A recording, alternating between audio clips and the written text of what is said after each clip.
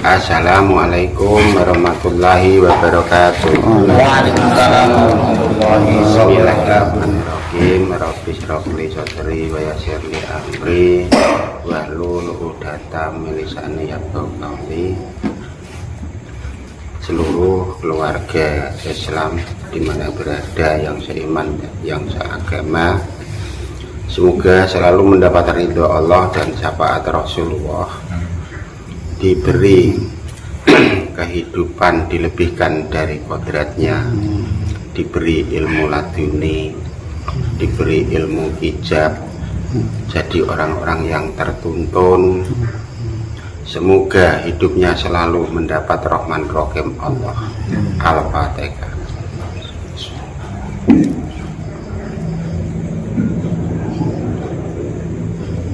Untuk malam ini kita ingin membahas tentang pesan dari Eyang Sabdo Palon. Yang pertama, barokah kesehatan. Jadi kesehatan kita itu supaya menjadi berkah. Semua apa yang terjadi pada diri kita itu adalah demi Allah. Kehidupan yang kita jalankan dalam perjalanan kita sehari-hari, semuanya harus demi Allah, jangan untuk yang lain. Dan segala perjalanan kita harus tulus ikhlas, tanpa pamrih dalam bentuk apapun. Jadi intinya segala perjalanan kita, apa yang terjadi itu semuanya adalah demi Allah, tanpa ada pamrih bentuk-bentuk yang lain, supaya seluruh perjalanan kita itu bisa diterima di sisi Allah, tidak ada yang sia-sia. Itu namanya diberi keberkahan tentang kesehatan. Jadi dimanfaatkan mulai awal sampai akhir, dimanfaatkan kehidupan untuk berjuang di jalan Tuhan. Intinya seperti itu. Jadi hidup kita supaya berkah. Barokah umur. Yang kedua selanjutnya, manfaatkan waktu mencari ilmu yang bermanfaat, bekal untuk kembali ke alam abadi, meninggalkan di jalan yang semu. Intinya umur kita supaya ada bermanfaat, itu harus bisa menggunakan waktu yang sebaik-baiknya, harus bisa memperhitungkan waktu yang sebaik-baiknya. Waktu yang sangat kecil ini yang kita jalankan, kehidupan di muka bumi itu waktunya sangat kecil. Kita harus bisa memanfaatkan untuk mencari ilmu, untuk mencari bekal ke alam abadi. Sebab apa yang kita kerjakan di muka bumi ini bentuknya hanya semu, bentuknya hanya sementara. Maka kalau orang hidup di muka bumi ini selalu bangga, dia istilahnya selalu mengejar kehidupan, lupa akan kematian, dia akan tersesat di alam sana. Kita adalah rugi, sebab dunia ini adalah semu, hanya sementara. Dunia ini adalah untuk mencari ilmu, untuk mencari bekal ke alam abadi. Bukan dunia ini untuk surga bagi kita, itu sebenarnya tidak pas. Maka kita harus hati-hati bagaimana supaya kehidupan kita itu semuanya, segala perjalanannya mendapat keberkahan dari, mendapat hidayah dan berkah dari wali-wali Allah. Intinya kita di muka bumi ini harus bisa memanfaatkan waktu yang sangat singkat ini, harus bisa untuk manajemen kehidupan yang sekecil ini, tapi langsung kita bisa memperhitungkan di jalan kematian. Jadi intinya sekilas kehidupan kita itu, maka harus benar-benar bisa memanfaatkan waktu yang sangat pendek demi kehidupan yang abadi. Jadi intinya semu di muka bumi ini semu hanya sementara, hanya untuk mencari ilmu, mencari hidup di jalan yang abadi. Jadi jangan sekarang seolah-olah mementingkan kehidupan dunia.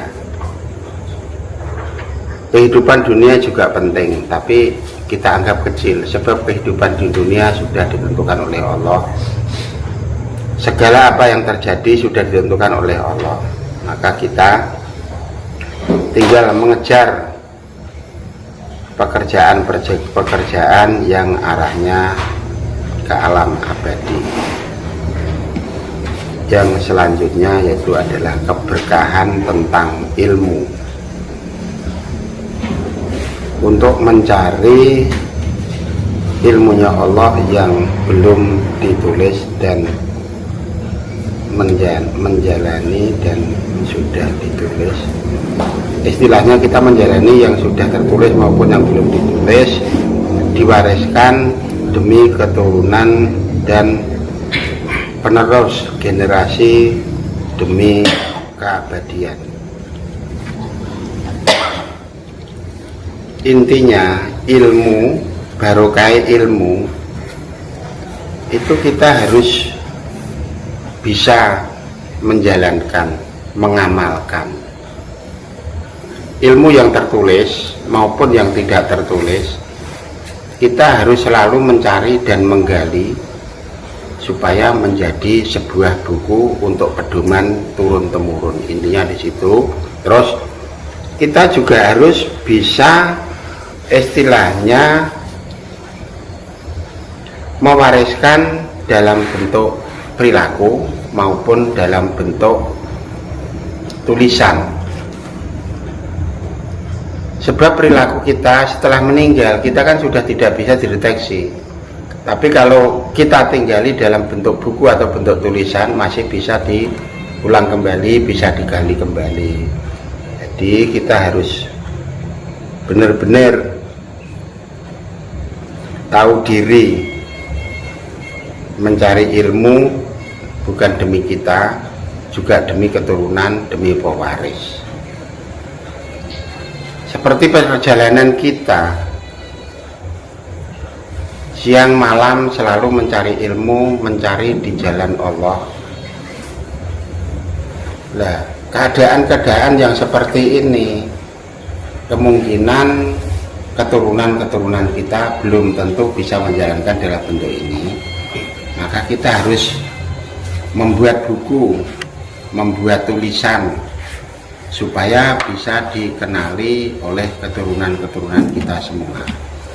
Sebab ilmu apa yang terjadi itu harus diwariskan, diwasiatkan supaya keturunan-keturunan kita tidak tersesat di hari akhir.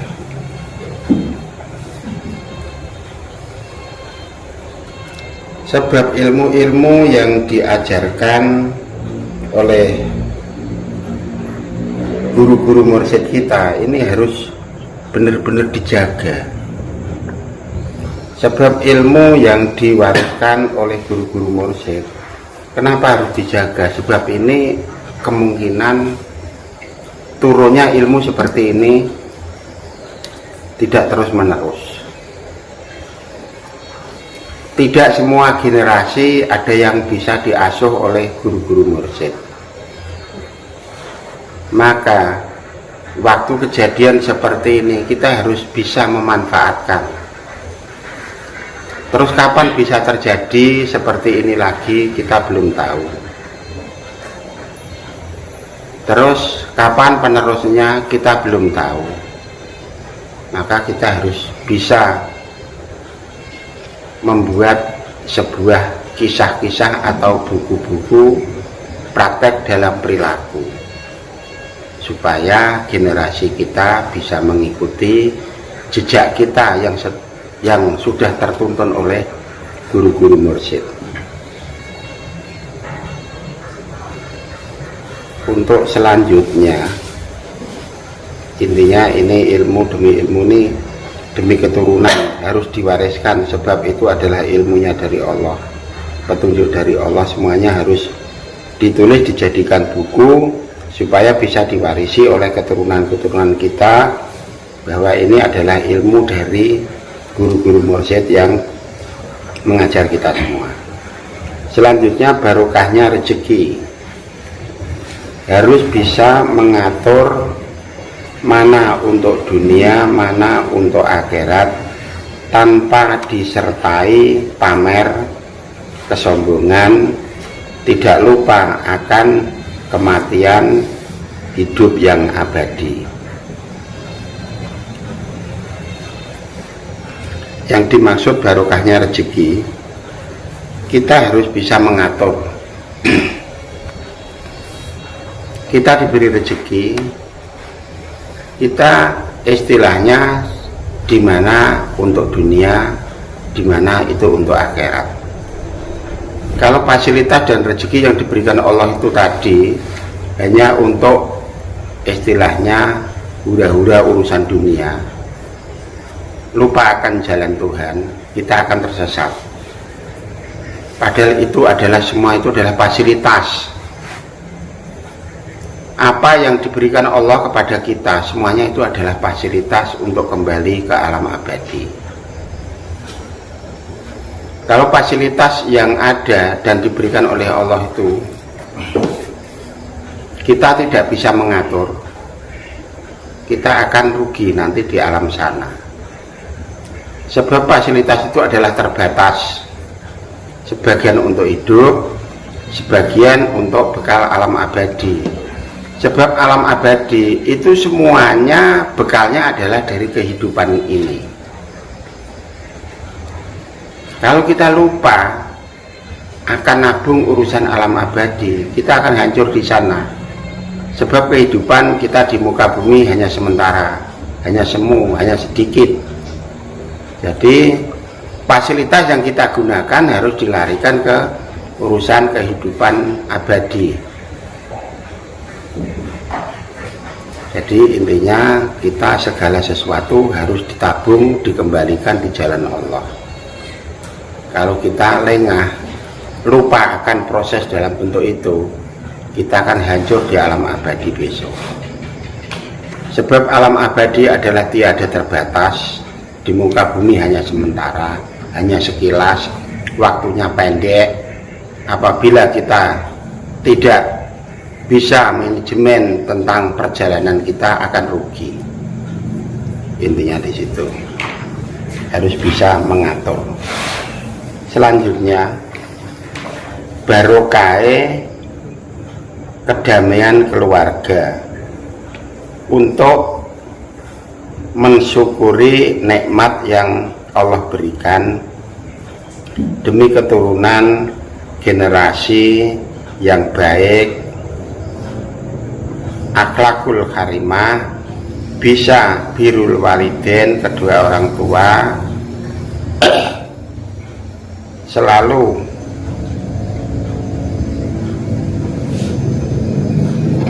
istilahnya ibaratnya kehidupannya itu bisa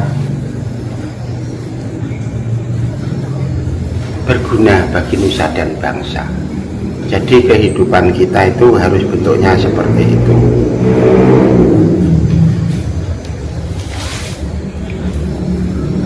Untuk urusan kedamaian rumah tangga, kita harus bisa menikmati apa yang diberikan oleh Allah, apa yang terjadi, kita harus mensyukuri, kita harus bisa menikmati. Kita dikatakan menemukan kedamaian dalam rumah tangga, kita itu harus istilahnya tahu diri. apa yang terjadi harus bisa mensyukuri. Sebab apa yang terjadi pada diri kita di dalam kehidupan seperti ini, semuanya itu adalah fasilitas Allah. Semuanya itu Allah yang mempunyai program. Maka kita harus selalu patuh. Apa yang terjadi, biarpun itu istilahnya dalam bentuk mampu maupun tidak mampu, itu hanya Allah. Kita hanya bisa mensyukuri dan menikmati. Biarpun sesuatu itu serba kurang, tapi kalau bisa menikmati, akhirnya menemukan kedamaian. Intinya kedamaian itu adalah bisa mensyukuri kedua belah pihak, saling menikmati, saling mensyukuri, bukan karena lebihnya materi. Jadi kedamaian itu ditemukan di dalam roh dan jiwa kita masing-masing yang bisa mengukur. Intinya bentuknya seperti itu. Kita harus bisa mensyukuri apa yang diberikan Allah supaya kita bisa menemukan kedamaian. Biarpun diberi rezeki yang banyak, tapi kalau kita tidak mensyukuri, akhirnya kan tidak menemukan kedamaian. Selanjutnya, syafaat, barokah syafaat. Hidup kita setiap detik diberi pertolongan Allah. Dengan bismillah, jalan akhirat, hidupku, matiku kembali alam abadi, memperbanyak inna sholati wa nusuki.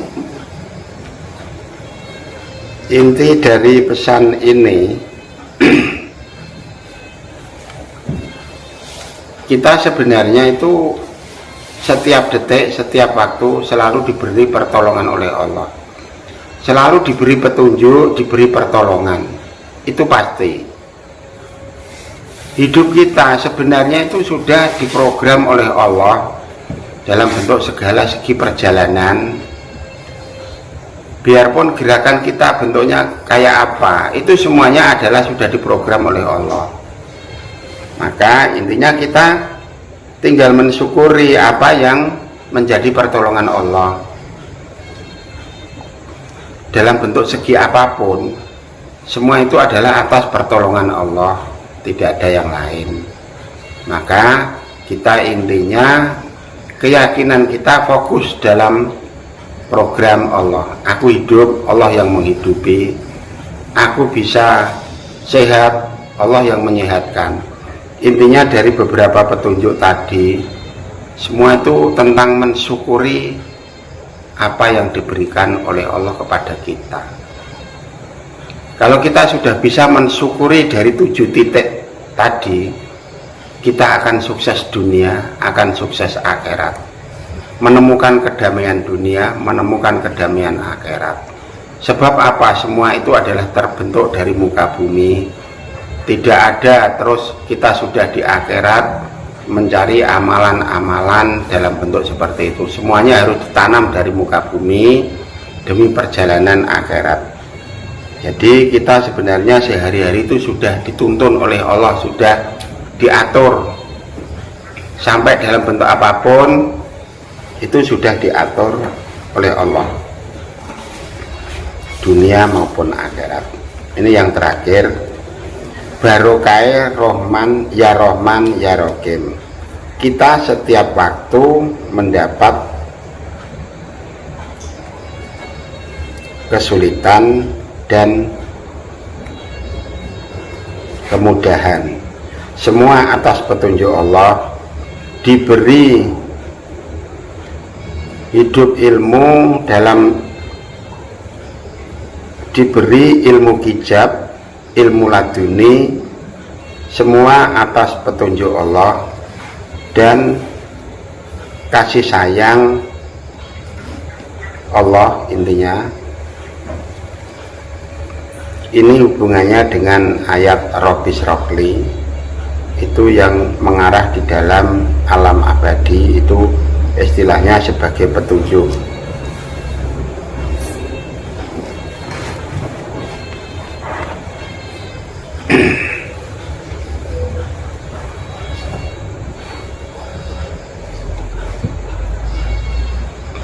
Kita setiap waktu juga mendapat kesulitan maupun kemudahan di dalam hidup, itu sudah biasa. Kesulitan maupun kemudahan itu semuanya akan mendapat rahman rahim Allah di dunia maupun di akhirat. Semuanya itu selalu dilindungi rahman rahim Allah. Maka kita setiap berdoa semoga selalu mendapat rahman rahim Allah. Sebab apa? Kita hidup di muka bumi ini kalau tidak mendapat rahman rahim Allah, aslinya kita kan selalu mendapat kesulitan, selalu mendapat kesesatan. Maka kita setiap berdoa, setiap bentuk apapun, kita harus membaca Robis Rokli. Tujuannya adalah mohon petunjuk. Jadi kalimah Robis Rokli itu sangat menuntun pada roh dan jiwa kita di dalam perjalanan hidup maupun di dalam perjalanan kematian. Itu adalah sangat penting. Robis Rokli dengan kalimah Ya Rahman Ya Rahim itu selalu bergandengan, selalu ada ikatan. Termasuk itu petunjuk-petunjuk penting. Emang guru-guru mursyid kita itu aslinya selalu menuntun roh dan jiwa kita mengarah dalam kehidupan dunia maupun akhirat dengan selamat. Maka kita harus bersyukur selalu dituntun oleh guru-guru mursyid yang sudah ada di alam sana. Maka kita harus selalu sering birrul walidain dalam bentuk segi apapun, sebab dialah yang menuntun, mengarahkan kehidupan kita. Semua itu juga atas perintah Allah, wasilah guru-guru mursyid.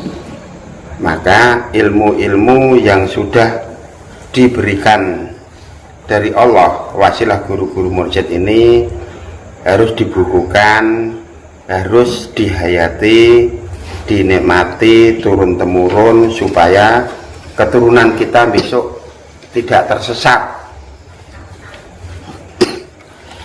Sebab kehidupan yang ada ini sudah tercampur dalam bentuk-bentuk ajaran-ajaran yang banyak sekali perbedaan-perbedaan.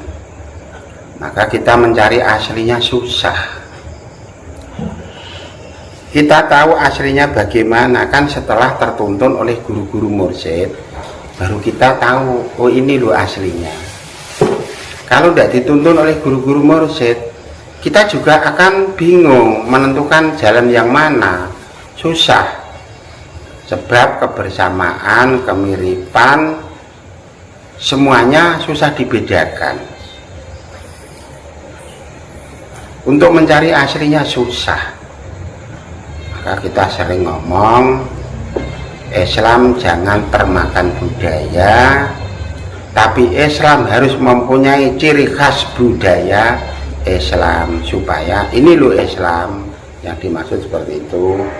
Jadi keturunan-keturunan kita besok supaya tidak tersesat, ilmu-ilmu yang sudah diberikan oleh Allah wasilah guru mursyid ini harus dibukukan, dihayati, dinikmati, dan dijalankan, supaya untuk contoh generasi-generasi kita yang selanjutnya. Intinya di situ.